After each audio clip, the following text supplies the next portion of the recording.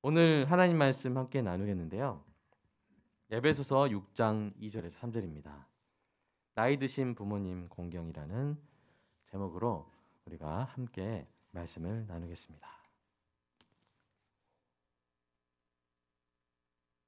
먼저 오늘 본문 읽겠습니다. 함께 읽겠습니다. 시작. 내 아버지와 어머니를 공경하라. 이것은 약속이 있는 첫 계명이니 이로써 내가 잘되고 땅에서 장수하리라. 아멘. 참고로 오늘 온라인을 통해서 이렇게 예배를 드리고 있는 성도들은 필히 우리 자녀들이 잘 들을 수 있도록 이렇게 집중시켜 주시기 바랍니다. 오늘 설교 듣기를 위한 기도 함께 하겠습니다. 시작. 사랑의 아버지 하나님, 설교자가 성령님의 인도하심으로 성경을 정확하게 설교한다면 성도가 듣는 것은 설교자의 말이 아니라 하나님의 말씀이며 성도가 마음속으로 듣는 음성은 그리스도의 음성인 줄 믿습니다. 설교 듣는 일에 제일 되는 목표는 내 자아의 욕구를 만족시키는 것이 아니라 나의 관심을 하나님께 합당하게 돌려서 하나님을 보고 기뻐하며 하나님께 영광을 돌리는 것임을 고백합니다. 이제 설교를 통해 오늘 나에게 주시는 하나님의 말씀을 받을 때 내 마음이 옥토가 되게 하시고 성령님의 조명하심으로 오해 없이 겸손하게 받아 회개할 것은 회개하고 위로받을 것은 위로받고 배워야 할 것은 배움으로써 100배의 열매를 맺게 하소서. 예수님의 이름으로 기도합니다. 아멘. 지난주에 우리가 창세기 5장의 계보를 살펴보았습니다. 하나님과의 동행으로 죽음을 뛰어넘은 누구 이야기였습니까? 에녹의 그런 이야기였죠. 그 에녹을 중심으로 보다가 미처 살펴보지 못한 내용이 있습니다. 그 부분을 다루면서 오늘의 말씀을 전하겠습니다. 그 부분 창세기 5장 1절에서 3절 같이 읽어보겠습니다. 시작. 이것은 아담의 계보를 적은 책이니라. 하나님이 사람을 창조하실 때 하나님의 모양대로 지으시되 남자와 여자를 창조하셨고 그들이 창조되던 날에 하나님이 그들에게 복을 주시고 그들의 이름을 사람이라 일컬으셨더라. 아담은 130세에 자기 모양의 곧 자기의 형상과 같은 아들을 낳아 이름을 셋이라 하였고. 자, 오늘 그 이 1, 2, 3절을 보면 거기에 빨간색으로 된 그 부분이 뭐냐면 하나님이 하나님의 모양대로 지으셨다. 또 하나님이 이름을 지어줬고요. 마찬가지로 아담이 자기 모양으로 대로 낳았고요. 그리고 또 아담이 이름을 지어줘요. 이런 부분을 볼 때 우리는 성경의 저자가 강조하는 주제를 발견할 수 있습니다. 그것은 무엇입니까? 우리가 부모님을 통해 하나님과 연결된다는 사실입니다. 성경에 하나의 위대한 계보가 있죠. 족보가 있습니다. 그 맨 밑에는 그리스도가 계시죠. 그 그리스도는 바로 하나님과 우리가 연결되는 중요한 연결점인데 바로 예수 그리스도를 믿으면 하나님의 은혜로 우리가 그리스도에 속한 자가 됩니다. 그러니까 여러분의 족보는 뭐냐면 바로 성경인 거예요. 여러분 족보 있는 가문인 줄로 믿습니다. 그래서 제일 훌륭한 족보 뭐야? 성경 족보가 바로 여러분의 족보가 된 것이죠. 믿음으로 그렇게 된 것입니다. 그렇다면 그 성경 족보, 그 계보의 맨 위에 있는 분은 누구십니까? 1번 아담, 2번 하나님. 누구십니까? 하나님이세요. 방금 읽은 구절들이 그것을 강조하고 있는 것입니다. 하나님이 남자와 여자를 하나님의 모양대로 지으시고 이름을 지어주셨다. 이렇게 표현하고 또 마찬가지로 아담이 자기의 모양과 같은 아들을 낳아 또 이름을 지어줬잖아요. 이렇게 같은 표현을 써서 하나님의 창조 행위와 부모의 출산 행위를 겹쳐놓은 것입니다.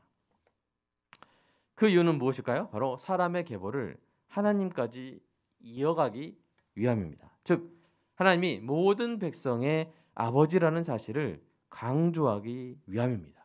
이로 인해서 부모님이 하나님과 우리를 잇는 중요한 존재임을 깨달을 수 있습니다. 물론 우리는 성령님의 내주하심과 예수님의 이름으로 직접 하나님과 교제합니다. 또 성경과 동행을 통해 하나님의 사랑을 알아가고 경험합니다. 그러나 우리는 우리를 낳으신 부모님의 몸, 우리를 먹이신 부모님의 손, 우리를 가르친 부모님의 음성을 통해 하나님의 사랑을 더 구체적으로 경험합니다. 부모님의 그 무조건적인 사랑을 통해 하나님의 경이로운 사랑을 엿봅니다. 부모님의 그 인내하는 사랑을 통해 하나님의 온유하신 사랑을 배웁니다.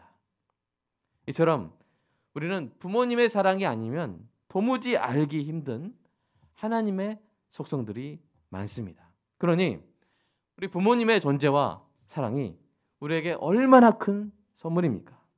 우리는 부모의 사랑으로 하나님의 아버지의 그 사랑을 전해받는 경험을 하고요. 우리가 또 자녀를 사랑함으로써 하나님 아버지의 사랑을 전해주는 그런 체험을 하는 것이죠. 그런데요, 하나님과 우리 부모님 사이에는 아주 큰 차이가 있습니다. 하나님은 변치 않으시죠? 하나님은 늙거나 약해지지 않으십니다. 그래서 우리는 하나님을 영원히 의지합니다. 우리가 하나님을 보살펴 드리게 될 날은 올까요? 안 올까요? 안 와요. 하나님께서 아이고 허리야 이렇게 하실 날은 오지 않으십니다.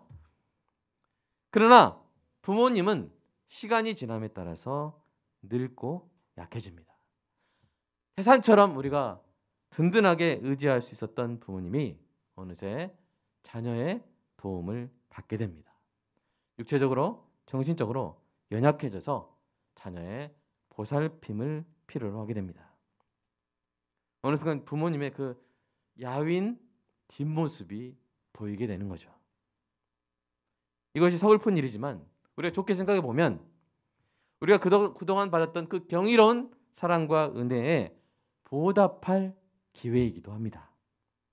부모를 의지하던 자녀가 부모를 보살필 때에 이르는 바로 이런 우리의 인생에 주신 하나님의 보호석 같은 명령이 바로 오늘 본문인 것이죠. 다시 한번 읽어볼까요? 네, 시작. 내 아버지와 어머니를 공경하라. 이것은 약속이 있는 첫 계명이니 이로써 내가 잘되고 땅에서 장수하리라. 아멘. 이 명령은 이제 여러분 십계명 전체에서 몇 번째 계명이에요? 5번째 계명입니다. 근데 십계명은 두 부분으로 되어 있어요. 하나님과 사람의 관계, 사람과 사람의 관계 두 부분 되어 있는데 그 사람과 사람 사이의 관계를 규정하는 계명들 중에서 첫 번째 계명이에요.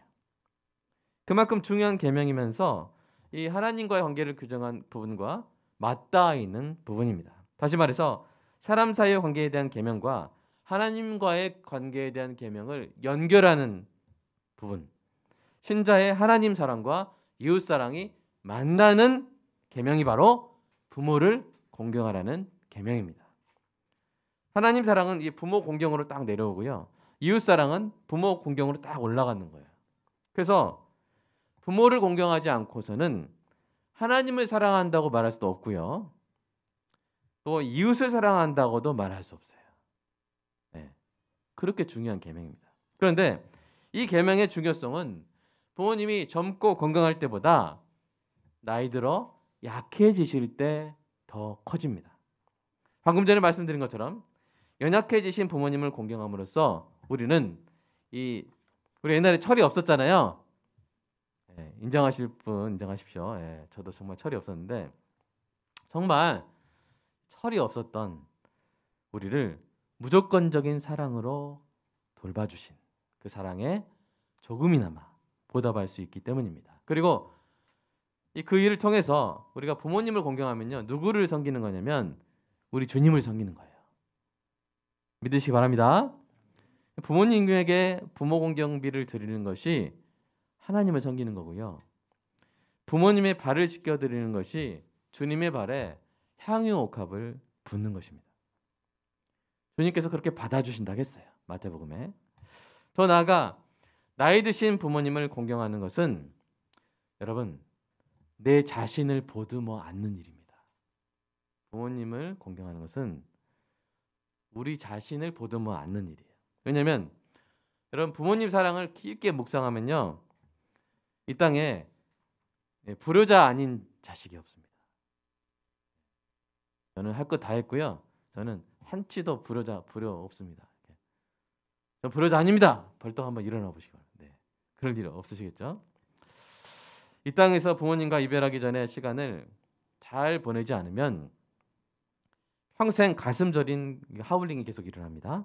가슴 저린 기억을 안고 살아가야 합니다. 반대로 나이 들어 약해지신 부모님을 보살피면서 인생의 마지막 시간들을 아름답게 동행한 사람은 남은 인생을 어떤 마음으로 살아가게 되냐면 정말 따뜻한 마음으로 소중한 추억들을 안고 살아갈 수 있게 되는 것이죠. 그러므로 사랑하는 여러분, 여러분의 부모님을 위해서, 그다음에 하나님을 섬기기 위해서, 그리고 여러분 자신을 보듬어 안기 위해서, 보듬어 주기 위해서 나이 드신 부모님을 공경하시기를 주님의 이름으로 권면합니다. 우리 지상이랑 유성이 위주로 둘이 한번 대답해 볼까요? 공경하시 바랍니다. 아멘. 네, 감사합니다. 우리 청년들이라 대표를 해봤어요. 우리 지금 초막에서 예배드리고 있는 사랑하는 성도 여러분, 우리 자녀들, 주일학교 우리 청년들, 학생들 여러분, 나이 드신 부모님을 더욱더 공경하시길 축복합니다. 저 들렸죠? 방금 크게 들린 것 같습니다. 여러분, 그러면 우리가 어떻게 해야 될까요? 이렇게 생각할 수 있어요. 어떻게 공경해야 될까요? 여기에 우리는 예수님의 황금률을 적용하면 됩니다. 예수님의 황금률은 무엇입니까? 한번 같이 읽어볼까요? 시작. 그러므로 무엇이든지 남에게 대접을 받고자 하는 대로 너희도 남을 대접하라. 이것이 율법이요 선지자니라. 아멘. 네. 여러분이 나이가 들어서 연약해질 그때를 상상해 보십시오. 그때 자녀들로부터 어떤 대접을 받으면 좋으시겠습니까? 여러 가지 생각을 하겠지만 사람의 본성상 공통된 소원이 있어요. 그것은 뭐냐면 인생의 마지막에 사람은 자신의 인생이 보람이 있었고 자신에게 소중한 사람들에게 매우 소중하게 여김을 받고 있다는 것을 알고 느끼는 것. 그러니까 이렇게 말할 수 있어요. 내가 참 잘 살았구나. 내가 참 자녀들을 잘 키웠구나. 내 인생에 의미가 있구나. 참 보람이 있구나 하면서 자기 인생을 통합하고 그렇게 마무리하기를 원하는 것입니다. 뼈 빠지게 희생하고 평생 자녀들을 돌보며 살았는데 마지막에 돈이나 힘이 없다고 자녀들로부터 버림이나 멸시를 받으면 얼마나 비참하겠습니까?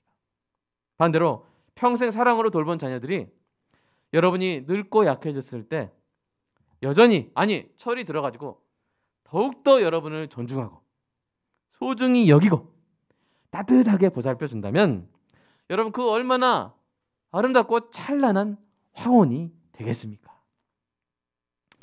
바로 그렇게 해드릴 수 있게 되기를 간절히 축복합니다. 여러분이 받고 싶은 그 공경을 여러분의 나이 드신 부모님께 해드리십시오. 이것이 바로 성경의 보석 같은 명령입니다. 이를 위해 구체적으로 3가지 공경을 나이 드신 부모님께 해드리는 은혜가 있기를 축복합니다. 첫 번째로 물질의 공경입니다. 물질로서 공경해야 돼요. 성경에 이 효라는 단어가 몇 번 나올까요? 그 효의 내용에 해당하는 그런 내용들 많이 나오지만 직접적으로 효라는 단어는 한 번 나옵니다. 그런데 한 번 나오는 그 효에 어떤 의미가 담겨 있는지 그 본문을 보면서 한번 살펴보겠습니다. 자, 그 본문 디모데전서 읽어볼까요? 시작. 만일 어떤 과부에게 자녀나 손자들이 있거든 그들로 먼저 자기 집에서 효를 행하여 부모에게 보답하기를 배우게 하라. 이것이 하나님 앞에 받으실 만한 것이니라. 아멘. 이 문맥이 뭐냐면요. 교회에서 이렇게 자녀가 없는 어머니들을 참 과부라는 표현을 써 있는데 섬겨야 되는데 그러나 자녀가 있으면 먼저 자녀가 그 부모를 뭐하라? 봉양하라. 그런 내용입니다. 그러니까 성경에서 효라는 단어가 한 번 나오는데 그 의미가 뭐라고요? 부모를 경제적으로 봉양하는 것을 의미하는 것이죠. 그렇게 하는 것을 하나님이 뭐 하신다고요? 하나님이 받으실 만 이게 무슨 뜻이냐면 하나님이 원하시고 기뻐하시는 것이다 라고 성경이 말씀하고 있는 것입니다. 예수님도요. 이 당시 유대인들이 막 자기들 전통을 지킨다고 하면서 부모를 봉양하지 않는 그것을 책망하셨어요. 그 부분 한번 읽어보겠습니다. 마태복음 시작. 하나님이 이르셨을 때 내 부모를 공경하라 하시고 또 아버지나 어머니를 비방하는 자는 반드시 죽임을 당하리라 하셨거늘 너희는 이르되 누구든지 아버지에게나 어머니에게 말하기를 내가 드려 유익하게 할 것이 하나님께 드림이 되었다고 하기만 하면 그 분물을 공경할 것이 없다 하여 너희의 전통으로 하나님의 말씀을 폐하는도다. 예. 그러니까 이렇게 하면 된다는 거 안 된다는 거야? 안 된다는 것이죠. 그러면 사랑하는 여러분, 여러분의 부모님이 돈이 없어서 지인들에게 밥을 사지 못하거나 또는 해진 옷을 입고 다니시거나 또는 위험한 이 노후 차량, 낡은 차를 타고 다니시지 않도록 잘 봉양하시기 바랍니다.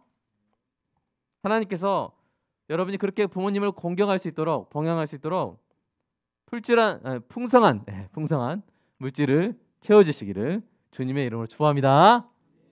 그래서 여러분의 형편에 맞게 부모님께 공경비를 드리시기 바랍니다. 우리가 보통 이제 이렇게 세상에서는 이렇게 용돈이란 말을 쓰죠. 부모님께 용돈 드렸다. 근데 그 말이 사실 틀린 말이 아닌데 우리 어감으로는 꼭 이렇게 높은 사람이 낮은 사람한테 주는 듯한 그런 어감이 있거든요. 그래서 우리 교회에서는 되도록 이 공경비라는 그런 이름으로 그렇게 드리면 좋겠다는 생각을 해봅니다. 그래서 부모 공경비를 받는 부모님들은 받으실 때 오늘 본문 3절 말씀을 기억해 주세요. 부모 공경비를 받으실 때 오늘 본문 3절 말씀을 기억하면서 그 말씀으로 자녀들을 축복해 주시기 바랍니다. 자, 한번 연습해 볼 텐데요. 오늘 본문 3절 한번 같이 읽어볼까요? 시작. 이로써 내가 잘되고 땅에서 장수하리라. 아멘. 부모 공경비 딱 주시면 이로써 내가 잘되고 땅에서 장수할 거야 하면서 여러분 축복해 주시기 바랍니다. 두 번째로 마음으로 공경해야 합니다. 물질로서 공경하는데 그치면 안 됩니다. 하나님 우리 마음의 중심을 보시죠. 마음으로 공경하는 것은 마음의 중심으로 부모님을 존경하고 사랑하여 태도와 언어로서 그 마음을 표현하는 거예요. 저기 앞에 정의가 있죠. 자, 같이 읽어볼까요? 시작. 마음의 중심으로 부모님을 존경하고 사랑하여 태도와 언어로서 그 마음을 표현하는 것. 이것이 매우 중요합니다. 여러분 앞서 말씀드린 대로 인생의 마지막 시간을 보내시는 부모님에게 가장 중요한 게 뭐라고요? 본인의 인생이 자녀들에게 소중히 여김을 받고 있다. 이것을 알고 느끼는 거예요. 그렇게 느끼면 이제 그 천국으로 가는 그 길이 그렇게 아마 행복하실 거예요. 참 죽음이 슬프다거나 그렇기보다 참 찬란하게 빛날 것 같아요. 눈이 부시게. 눈이 부시게는 그런 드라마도 있더라고요. 참 그렇게 될 것 같아요. 그런데 자녀들의 눈빛이나 말이나 글에 부모님을 존경하는 마음이 들어있지 않다면 얼마나 이 부모의 마음이 쓸쓸하겠습니까? 물론 부모님도 사람이다 보니까 여러분 자녀를 키우다가 서운하게 한 부분도 있을 거예요.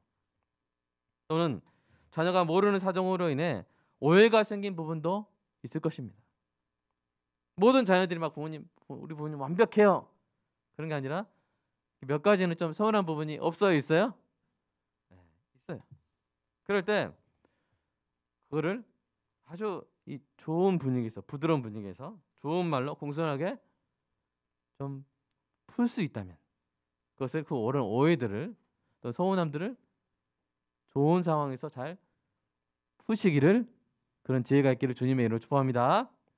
그러나 그러기 힘들 수도 있어요. 갑자기 부모님에게 어떤 이런 인지 장애나 이런 것들이 오실 수 있잖아요. 그런 상황이라면 여러분 거룩한 덧셈으로 서운함을 없애버리시기 바랍니다. 거룩한 덧셈은 뭐예요? 혹시 있나요? 한번 읽어볼까요? 시작. 누군가에게 감사함과 서운함이 있을 때 그것을 따로 간직하거나 감사함으로 서운함을 증폭시키는 대신 감사함으로 서운함을 덮어버리는 것. 이게 바로 이제 우리 교회에서 하는 덧셈이에요.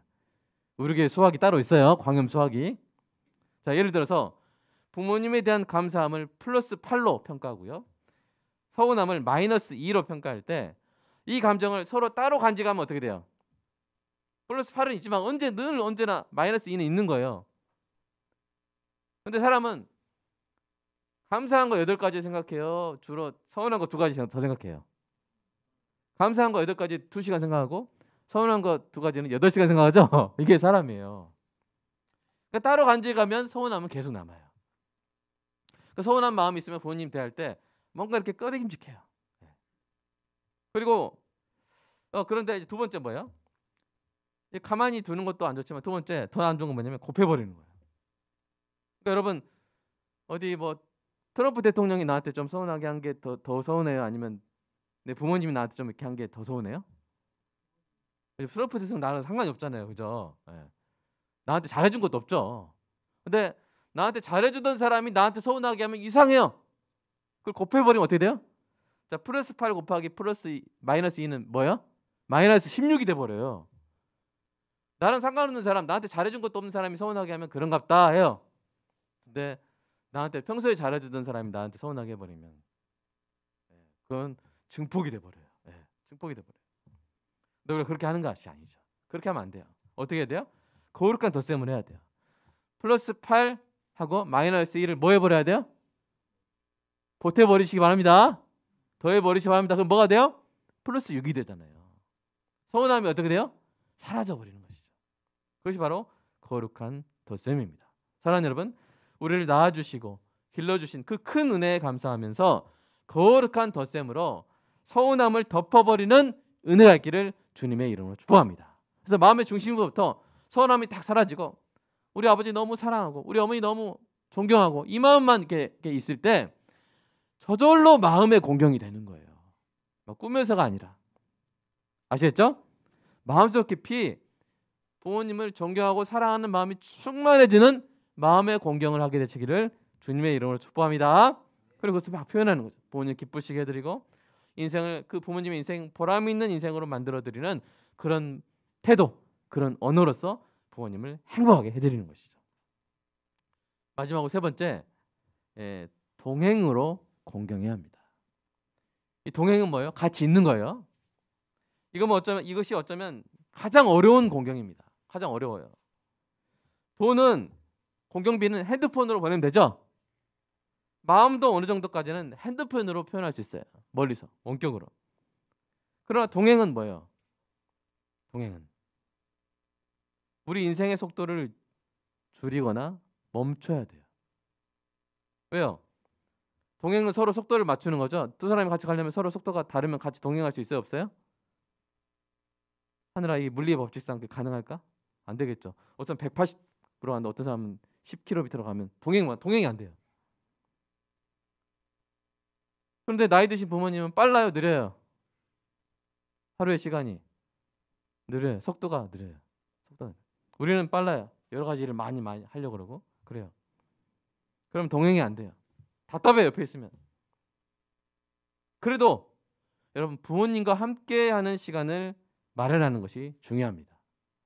내 업적이 좀 줄어들어도 내 수입이 좀 줄어들어도 내가 만날 수 있는 사람이 좀 줄어들어도 더 소중한 일, 내게 가장 소중한 부모님과 동행하는 일을 위해서 인생의 속도를 줄이는 거, 이거 여러분 결코 손해가 아닙니다.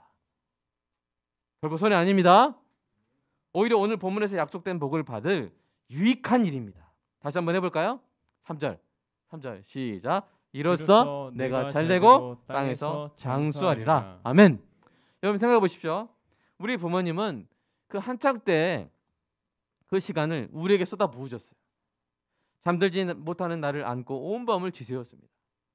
음식을 잘 흘리는 나를 먹이려고 본인은 식사 시간 다 놓치고 매번 애쓰셨어요.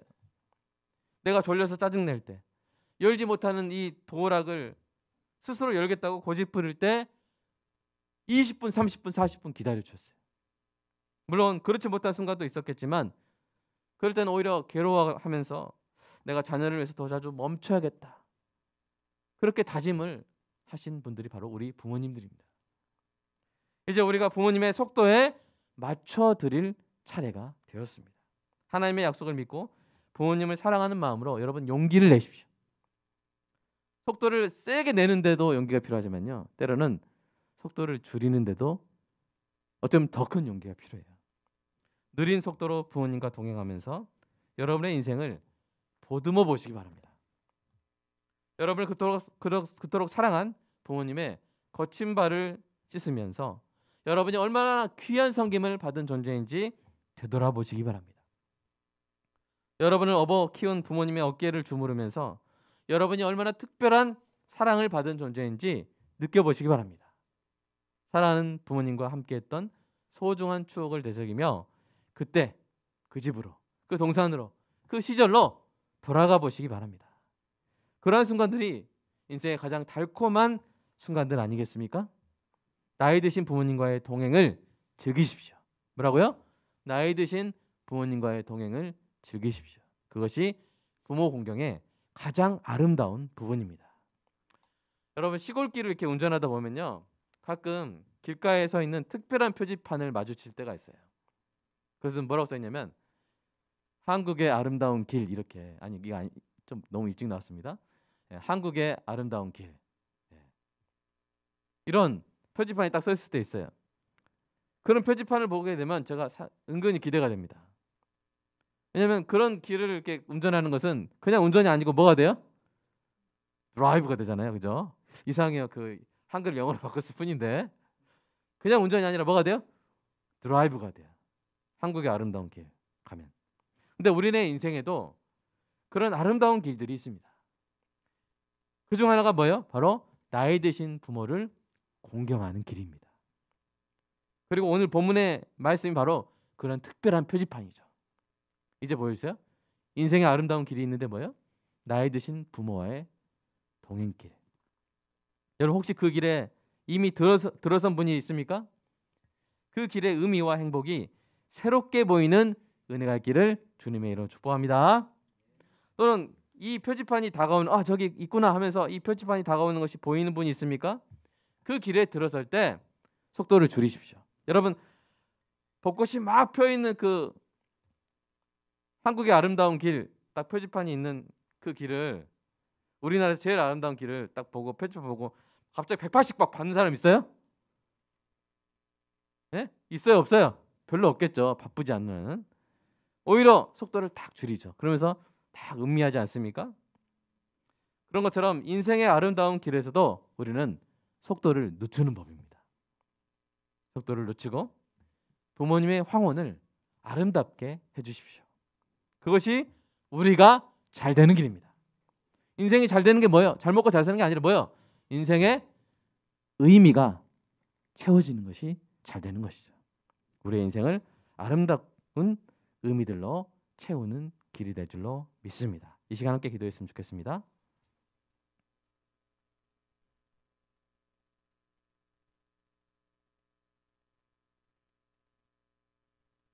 하나님께서 우리에게 부모님을 주셨어요.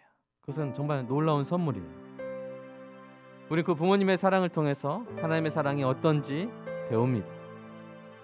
우리가 마치 우리 자녀들에게 사랑을 베풀면서 우리를 향한 하나님의 마음을 배우듯이 말이죠. 근데 하나님과 우리 부모님과의 차이가 있어요. 하나님은 늙지 않으세요. 하나님이 약해지지 않으세요. 근데 우리 부모님은 나이가 드십니다. 약해지십니다. 우리 그 부모님을 공경하라고 성경이 명령합니다. 그렇게 명령할 때는요, 약속도 있고요, 그게 자체가 행복한 길이기 때문입니다.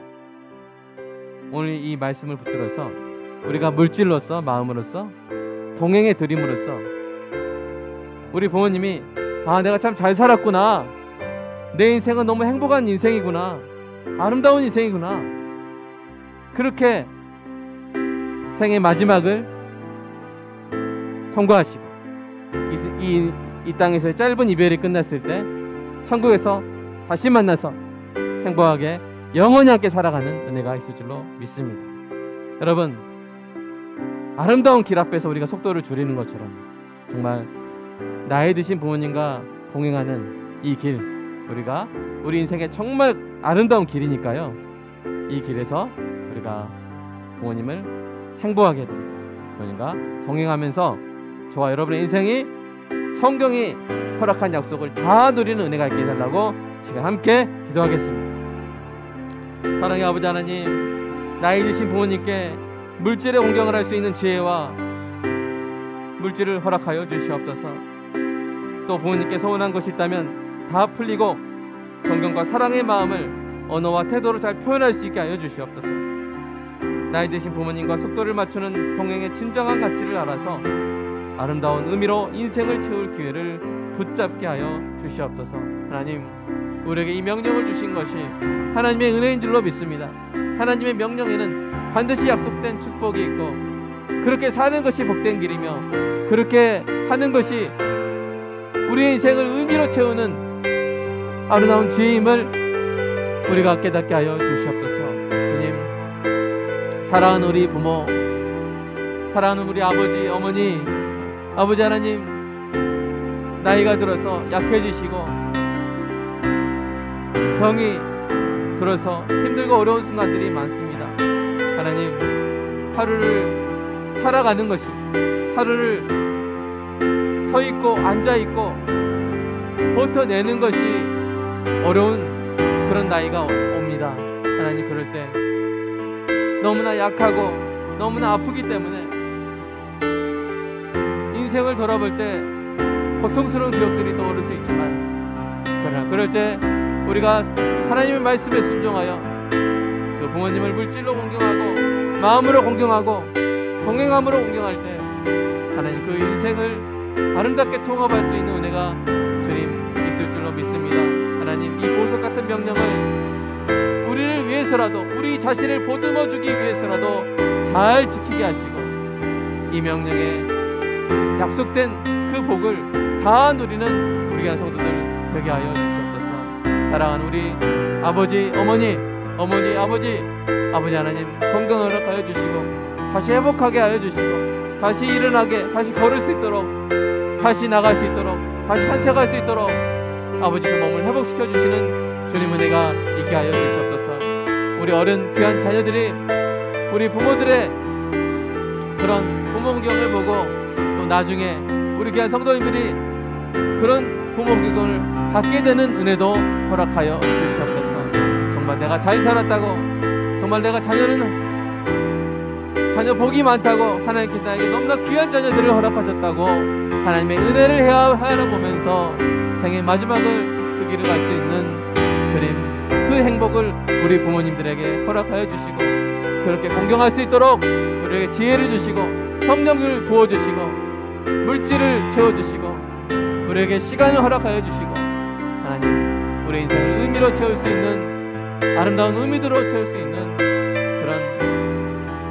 우리의 삶이 되게 하여 주시옵소서. 주님 사랑합니다. 감사합니다. 예수님의 이름으로 기도합니다. 아멘. 사랑의 아버지 하나님, 우리가 아버지 하나님의 사랑을 배울 수 있도록, 체험할 수 있도록 부모님을 만나게 하심을 감사드립니다. 사랑하는 부모님, 그 수많은 시간들을 우리에게 쏟아부으신 부모님과 우리가 함께하면서 물질로서, 마음으로서, 동행함으로써 공경해드려서 이 시간들이 하나님을 섬길 뿐 아니라 우리 자신을 보듬어주는 아름다운 시간 되게 하여 주시옵소서. 저는 오늘 보석 같은 명령 우리 마음에 잘 새기고 정말 지혜롭고 행복하게 살아가게 하실 줄로 믿습니다.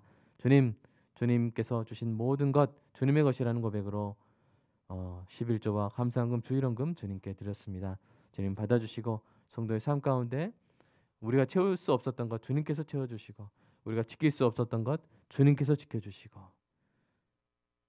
그 하나님 사랑으로 우리의 마음에 부으셔서 이 십계명을 포함한 하나님의 아름다운 계명들을 충분히 잘 지킬 수 있는 은혜를 허락하여 주시옵소서. 또 일주일이 시작됩니다. 교회에서 힘받아 세상에서 힘쓰기 원합니다. 이번 주에는 교회에서 힘받아 부모에게 그 힘을 아름답게 쓰는 복된 한 주 되게 하여 주시옵소서. 예수님의 이름으로 기도드리옵나이다.